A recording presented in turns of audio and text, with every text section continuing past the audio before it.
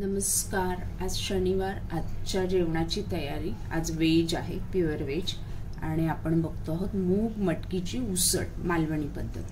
हे वाटण काढलेलं आहे, दाखवते मी. मूग मटकी छान एक रात्र भिजवली, त्याच्यानंतर कपड्यामध्ये बांधून एक दिवस पूर्ण त्याला मोड काढले. मोड आलेलं कडधान्य किती पौष्टिक आहे हे सांगायची गरज नाही. आणि आठवड्यातनं 1-2 वेळा तरी हे खाल्लं गेलं पाहिजे.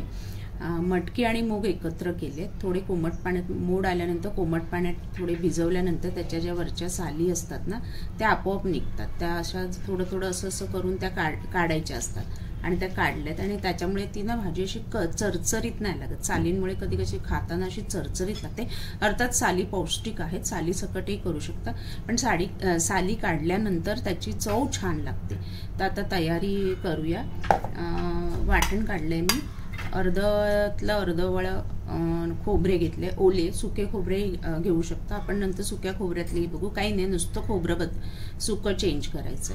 म्हणजे गावाकडे चुलीत खोबरं टाकतात, कांदा आणि खोबरे आणि लसूण ती करतात, ती पण छान लागते, ऑथेंटिक वेगळी एक टेस्ट. तरी पण आपण नंतर कधीतरी बघूया. तर आता हे ग्रेव्ही किती पाहिजे, हे 1/2 किलो साधारण माझं कडधान्य आहे. तर ग्रेव्ही तुम्हाला किती पाहिजे, थिक पातळ, त्याप्रमाणे हे सगळं साहित्य घ्या. अर्धा कांदा घेतलाय, अर्धा टोमॅटो घेतलाय. टोमॅटो नॉर्मली मालवणी वाटणात घेत नाही मी, थोडंसं ग्रेव्हीला एक स्मूथी टेस्ट येण्यासाठी घेतलाय. स्पेशली कडधान्याच्या वाटणामध्ये अर्धा टोमॅटो घातला ना तर चव छान येते. साधारण अर्धा इंच पेक्षा जास्त आहे, थोडंसं 1 इंच अंदाजाने. आणि एक 8-10 लसूण पाकळ्या घेतल्यात. आता हे छान आपण तव्यामध्ये परतून घेणार आहोत. ऑइल. खूप सिंपल, बॅचलर लोकांसाठी झटपट होणारी भाजी आहे उसळ. वाटण आहे ना, हे काढून थोडं मीठ घालून फ्रीजमध्ये ठेवलं तर आठवड्याभर छान राहतं. आणि नंतर कोणतीही ग्रेव्ही भाजी करताना चिकन त्यालाही वापरता येईल, चिकन मटनला. कांदा लसूण लाल होईपर्यंत आपल्याला परतून द्यायचं.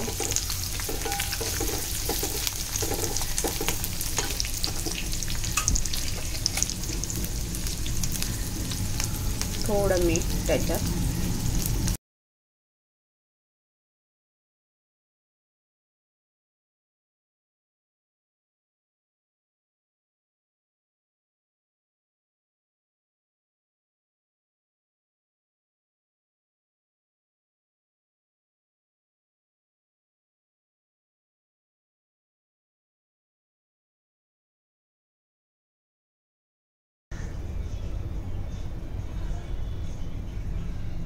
फोडणीसाठी ऑइल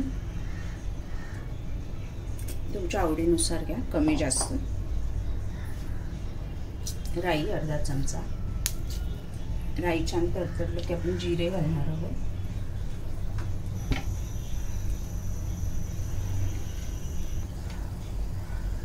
जिरे अर्धा चमचा. कांदा अर्धा बारीक चिरलेला, जो अर्धा आपला वाटणात गेला आणि अर्धा उरलेला होता तो आपण फोडणीत घातला आहे. आणि आता आपण कडधान्य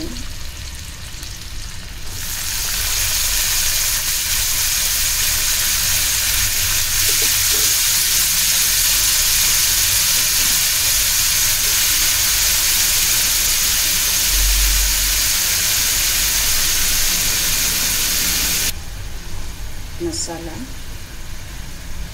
हळद अर्धा चमचा. मालवणी मसाला आवडीनुसार, तिखट किती हवं तसं, साधारण 1.5 चमचा घालते मी. आणि हे छान आता मोठ्या गॅसवर परतून घ्यायचं आणि 3 ते 4 मिनिटं झाकण ठेवून वाफ काढून शिजवून घ्यायचं. हे लवकर शिजतात मूग मटकी आणि झटपट होते ही भाजी, वेळ लागत नाही. ही सुकीही करू शकता तुम्ही. याला मीठ मात्र लास्टला घाला. आता आपण 3-4 मिनिटं झाकण ठेवले आणि मस्त वाफ काढून घेऊया. आता एक साधारण 3-1 मिनिटांनी आपण झाकण काढतो. थोडा मसाल्याने वरती घातला होता, कमी वाटला म्हणून.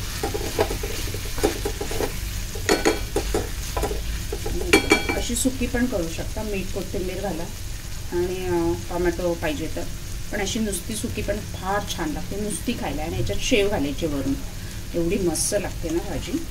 नाश्ता आता ह्याच्यामध्ये आपलं हे बघा वाटण आहे. हे आठवडाभर जास्त मीठ घातलं म्हणजे मीठ जर असेल बऱ्यापैकी थोडं घाला, म्हणजे भाजीत घालताना किंवा काही उसळ करायला त्याच्यात कमी घाला, घालताना टेस्ट करून घाला. तर आठवडा जास्त हे फ्रीजमध्ये राहतं. बॅचलर्स लोकांना हे बरं आहे, झटपट होती ही भाजी. त्याच्यानंतर सगळं मिक्स करून कुकरमध्ये एक शिट्टी जरी मारली तरी काम होतं फटकन. आता ह्याच्यात मला जेवढं आपल्याला पाहिजे तेवढंच घालणार आहे, बाकीचं मी ठेवून देणार आहे. आणि आता थोडं मी पाणी घालणार आहे. हे मिक्सरचं जे झाकण आहे ना ते धुवून आज आमच्या फेसबुकचा राऊंड, फेसबुक म्हणजे माझं डॉग, खाली राऊंड मारायचं टाइम झालाय.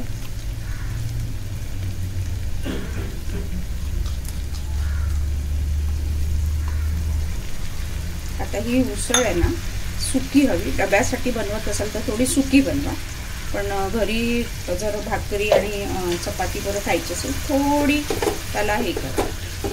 वाटण तुमची मर्जी, कमी जास्त कसं हवं तसं घालू शकता.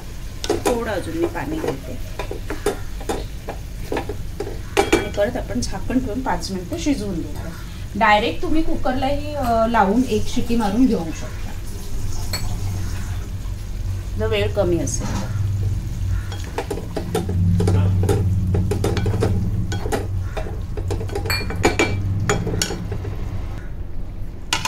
आपण एक 5-7 मिनिटं झाकण ठेवून त्याला शिजवून घेणार आहे भाजीला. आपण छान 5 मिनिटात आपली भाजी ही शिजली आहे, झटपट होते. आता मीठ चवीनुसार, वाटणात थोडं मीठ येतं, जास्त नाही, त्यामुळे तुम्हाला जसं चव मीठ लागतं तसं घाला. आपली उसळ तयार आहे. वरून कोथिंबीर गार्निशिंगसाठी, गार्निशिंग टेस्ट सगळं चालेल. हे सगळं कोथिंबीर सगळं एकत्र करून कुकरला एक शिटी मारा, मस्त झटपट भाजी तयार होते. वाटण आधी बनवून रेडी करून ठेवा फ्रीजमध्ये. अशा सगळ्या उसळी करू शकता. फक्त कुकरची शिटी मूग मटकीला एक भरपूर, चवळीलाही एक भरपूर होते, पण चणे वाटणे असेल तर 2 किंवा 3 शिट्या अंदाज घेऊन करा. कढीपत्ता कच्चा वरून घातला ना तर त्याचा फ्लेवर छान उतरतो. आणि आपली मूग मटकीची भाजी उसळ तयार आहे. भाकरी चपाती बरोबर, इवन राईस बरोबर खाऊ शकता. वरून फरसाण आणि तेलाची तरी दिली तर मिसळही झाली आपली. आणि करून बघा, मस्त, स्पेशल बॅचलर लोकांसाठी.